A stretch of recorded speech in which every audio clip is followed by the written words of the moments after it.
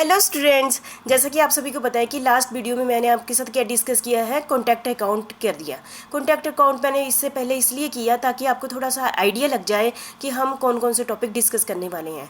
ठीक है, उसी को कंटिन्यू करते हुए मतलब कि आपको थोड़ा सा आपने देख लिया है ना। तो आज मैं आपके साथ वही टॉपिक करने जा रही हूँ, कॉस्टिंग प्रोसीजर। जैसे कि जब भी कॉन्टैक्ट किया जाता है तो कॉन्टैक्टर क्या मेंटेन करता है, कॉन्टैक्ट लेजर मेंटेन करता है। इसका परफॉर्मा आपकी बुक में दिया है, आपने देख लेना। जब उनके बीच में आपस में कॉन्टैक्ट फाइनल हो जाता है तो जो कॉन्टैक्टर है हर कॉन्टैक्टी के लिए क्या बनाता है, कॉन्टैक्ट अकाउंट बनाता है, कॉन्टैक्टर अकाउंट बनाता है। ठीक है, उसके लिए कुछ आइटम्स बहुत ही इंपॉर्टेंट होती है, वो मैं डिटेल में आपके साथ डिस्कस कर चुकी हूँ कौन कौन सी आइटम है। उसी को डिटेल में मैं आपके साथ डिस्कस करने जा रही हूँ कि इसकी ऐसे यदि ऐसा हो जाए तो क्या होगा। ठीक है, तो कॉन्टैक्ट लेजर क्या, सबसे पहले वो क्या बनाता है, कॉन्टैक्ट लेजर।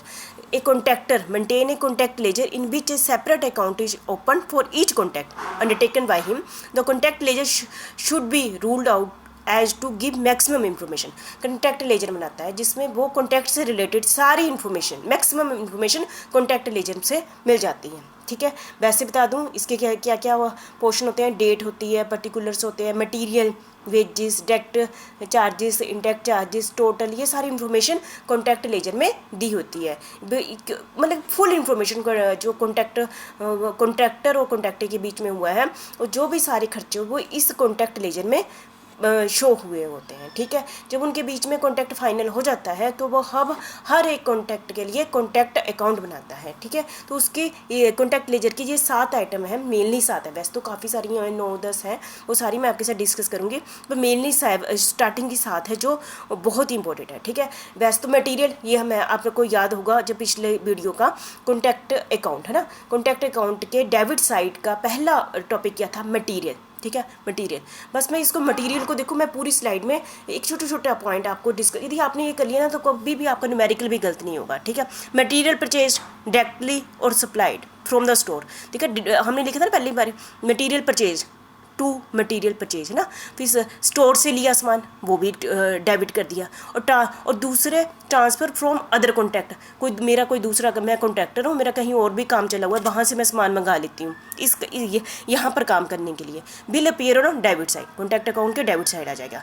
मतलब कि चाहे मैंने मटीरियल खरीदा है, चाहे मैंने स्टोर रूम से मंगाया है, चाहे मैंने अपने दूसरे कॉन्टैक्ट से मंगाया है, इस कॉन्टैक्ट के लिए वो सारा मटीरियल क्या हो जाएगा, डेबिट हो जाएगा। और मटीरियल रिटर्न टू स्टोर, यदि वापस कर दिया, मतलब इस कॉन्टैक्ट के लिए यूज़ नहीं किया, तो आपको पता ही है वो क्रेडिट हो जाएगा, क्योंकि जो यूज़ नहीं किया वो क्रेडिट हो जाएगा। Material return to store will appear on credit side. Amount received from sale of surplus material will appear on credit side. यदि हमने जो सामान मंगाया था वो डेबिट किया था ना, और जो अमाउंट हमने बेच दिया, समझो उसमें से मटीरियल में बेच दिया, इस कॉन्टैक्ट के लिए नहीं, किसी और को बेच दिया, तो उसको क्या कर दो, क्रेडिट साइड कर दो। और यदि उसमें 5,000 का सामान मंगाया था और 6,000 का बेच दिया, ठीक है, तो 1,000 को क्या कर दो, प्रॉफिट हो गया ना। 1,000 को आप क्या करो, any profit and loss arising from the sale will be transfer to profit and loss account. तो उसको यहाँ नहीं डालना, उसको प्रॉफिट एंड लॉस अकाउंट में ट्रांसफर कर दो। क्लियर है? ठीक है, और मटेरियल स्टोलन और डिस्ट्रॉयड बाय फायर, हमने ये कर लिया ना, आपने याद होगा पिछला अकाउंट, यदि मटेरियल किसी ने, क्योंकि मटेरियल डिस्ट्रॉय हो गया या फिर किसी ने चोरी कर लिया, तो इसका मतलब क्या हुआ, इस कॉन्टैक्ट में यूज़ नहीं हुआ, विल बी ट्रांसफर टू, एक टाइप से लॉस हो गया, लॉस को कहाँ ट्रांसफर करते हैं, प्रॉफिट एंड लॉस अकाउंट में ट्रांसफर कर दो। Material in hand at the end of the year bill appear on the credit side. जो एंड में क्लोजिंग स्टॉक, आपको पता ही है, वैसे भी हम क्लोजिंग स्टॉक को कहाँ दिखाते हैं, क्रेडिट साइड। ऐसे ही मटेरियल जो एंड में हमारे हाथ में बच गया, उसको हम कॉन्टैक्ट अकाउंट में इन हैंड दिखाया था ना मैंने, आपको याद होगा। Some time material are transfer from one contact to another account, मतलब कि हमने इस कॉन्टैक्ट का सामान किसी को दूसरे कॉन्टैक्टर को बेच दिया, मतलब यहाँ नहीं यूज़ हुआ, इसका मतलब वो क्रेडिट हो जाएगा, है ना, आपने देखा होगा। Contact receiving the material is debited and the contact giving up the material is credited. हमने लिया है दूसरे कॉन्टैक्ट से, उसको डेबिट किया, हमने किसी दूसरे कॉन्टैक्ट को दे दिया, उसको क्रेडिट कर दिया, है ना, ये हम कर चुके हैं पहले ना। नेक्स्ट है हमारा नॉर्मल वेस्टेज। नॉर्मल वेस्टेज की आपको पता ही है, वैसे भी हम उसी अमाउंट में एडजस्टमेंट कर देते हैं ना। नॉर्मल वेस्टिंग कर in store material should be charge to contact by inflating the rate, हम प्राइस को बढ़ा लेते हैं, at which material are price out, है ना, ये आपको पता ही है। Store used in the manufacture of tool should be charge to work expenses account, है ना। Some time it happen that contacted under the term of contact supplies some material which do not affect the contact price. ठीक है। The value of such material should not be brought into the book but a note will have to be kept to account for the quantity received any issue, ठीक है। Note दे दो आप, ठीक है। Simple बात, मैं ज़्यादा नहीं आपको डिटेल में, ये तो मैंने आपको बताना था, आपने कंफ्यूज नहीं होना।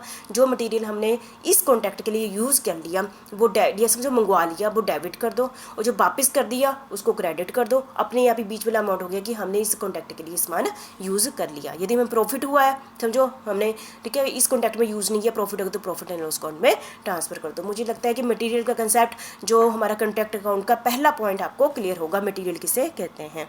और दूसरा है लेबर।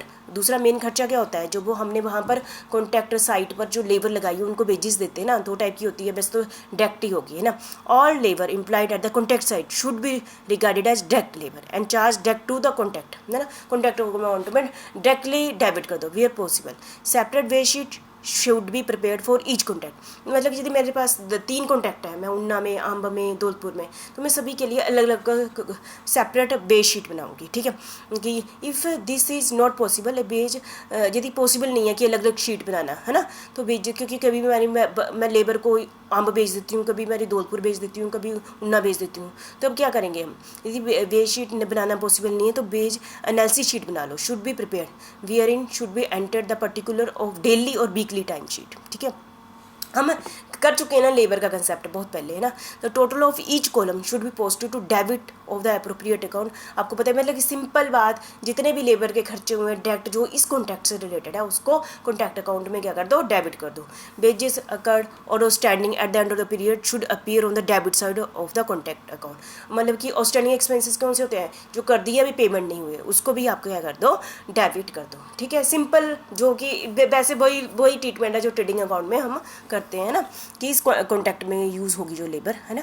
तो थर्ड है मैं साइट एक्सपेंसेस। उस साइट पर बड़े सारे एक्सपेंसेस होते हैं, पानी का अरेंजमेंट करना, है ना, बड़े सारे चार्जेस होते हैं, वो जो भी खर्चे होंगे हम डेबिट ही करेंगे, ठीक है। All site expenses other than material और वेजेस, है ना, are charge to individual contact as when they are incurred, मतलब ये डेबिट कर दो आप।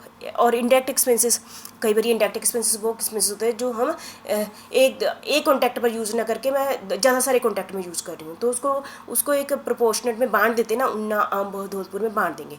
देयर आर सर्टेन एक्सपेंसेस, जैसे इंजीनियर है, सर्वेयर है, वो तीनों कॉन्टैक्ट देख रहा है मेरे, है ना, सुपरवाइजर देख रहा है, इंगेज ऑन वेरियस कॉन्टैक्ट देख रहा है, तो उनके खर्चों को तीनों कॉन्टैक्ट में बांट दो, which can not be directly charge to contract, जो डायरेक्टली एक कॉन्टैक्ट से रिलेटेड नहीं है। Such expenses may be distribute on several contract on some suitable basis, कि हो सकता है as a percentage of material और लेबर, ठीक है।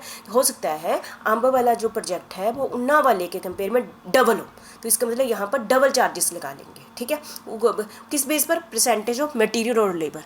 ये वाले खर्चों को, जो समझो कॉन्ट्रैक्टर है, सर इंजीनियर है, उसके खर्चों को हमने डालना है, तो किस बेस पर डालेंगे, कि जिस हिसाब से उन्होंने मटेरियल यूज़ किया है, ये बेस मान लेंगे, ठीक है। इंडायरेक्ट एक्सपेंसेस, अभी मैं इसलिए स्पीड में बोल रही हूँ क्योंकि आप सारी चीज़ें पहले पढ़ चुके हुए हैं, रिवीजन है। प्लांट एंड मशीनरी, देखो आपको मैंने बताया था ना, 2 टाइप के प्लांट होते हैं, स्पेशल प्लांट और जनरल प्लांट। इसकी ट्रीटमेंट अलग अलग होगी, मैं बताती हूँ। अभी मैं बस एक यहाँ पर थोड़ी इंट्रो ही दे रही हूँ, नेक्स्ट वीडियो में मैं आपको कम्प्लीटली प्लांट एंड मशीनरी के बारे में बताती हूँ, ठीक है। Plant and machinery, carefully record of plant and machinery must be maintain to ensure that none is lost और improperly disposed of or and that of contract is duly charged for the use of plant. Overall मैं आपको कहूँ, plant and machinery का जो भी हमने use कर लिया उसको डेबिट कर दो, समझो, ठीक है। जो भी यूज़ किया, जो भी अमाउंट इस प्लांट एंड मशीनरी का, समझो मैंने प्लांट एंड मशीनरी रेंट पर लिया, यदि मैंने रेंट दिया है प्लांट एंड मशीनरी का, है ना, इस कॉन्टैक्ट के लिए, उसको डेबिट कर दो, ठीक है। बाकी मैं डिटेल में नेक्स्ट वीडियो में आपको बताती हूँ, ठीक है। तो आपको पता चल गया कॉन्टैक्ट अकाउंट के मैंने आपके साथ 5 पॉइंट कर लिए, ऐसे तो 7 मेन पॉइंट है, बाकी और भी हैं, करती हूँ। तो ये इससे आपका कॉन्टैक्ट अकाउंट, पहला मटीरियल, दूसरा labour, site expenses, indirect expenses, मतलब जो सिर्फ इस कॉन्टैक्ट पर नहीं खर्चे गए हैं, वो बड़े सारे कॉन्टैक्ट पर, जैसे इंजीनियर हैं, वो यहाँ का भी कॉन्टैक्ट देख रहा है, दूसरे का भी देख रहा है, तो उनके खर्चों को आपस में किस बेस पर बांट दो, मटीरियल और लेबर के बेस पर बांट दो, ठीक है। तो मुझे लगता है क्लियरिटी होगी आपको ना। Thank you very much.